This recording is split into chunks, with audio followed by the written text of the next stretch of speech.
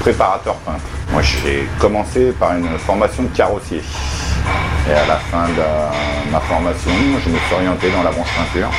Et je suis issu d'une famille de peintres, donc on a suivi le chemin à papa. Nous, on reçoit la voiture qui vient de carrosserie.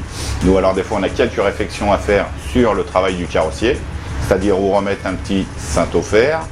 Après, on ponce la voiture, on la met en après, on ponce notre après, on va cacher notre voiture et la dégraisser, et ensuite la peindre en cabine. C'est plusieurs étapes. Une fois qu'elle est peinte avec la peinture à l'eau, on applique du vernis. Ensuite, on fait sécher la voiture pendant 20 minutes à 70 degrés et on la ressort. Il faut être méticuleux, avoir l'œil un petit peu pour les teintes, très important, soigneux. La colorimétrie, ça s'apprend avec le temps. Par contre, être méticuleux, ça c'est chaque personne en elle-même qui le développe, quoi. Alors, je vais vous expliquer le fonctionnement pour trouver et monter une teinte. C'est une balance intelligente. Chaque automobile est pourvue d'un code peinture. On lui rentre le code.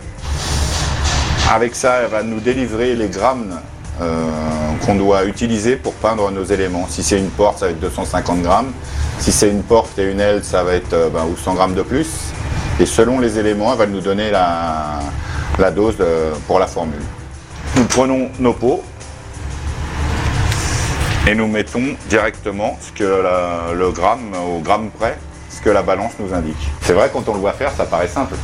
On dit oui, la peinture, c'est un geste, un coup d'œil. Il faut être devant le fait accompli pour vraiment se rendre compte de la difficulté de la chose.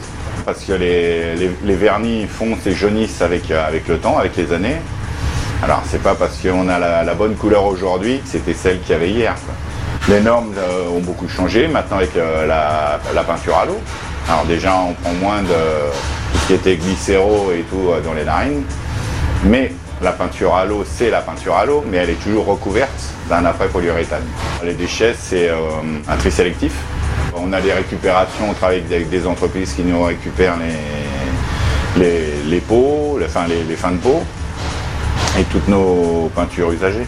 Pour commencer dans ce métier-là, il faut choisir travailler dans un bon environnement, un endroit où c'est qu'il y a des cabines spécifiques de peinture, avec un maître d'apprentissage approprié, et puis avoir envie. La couleur, c'est beau, c'est comme on dit, la couleur, c'est la vie.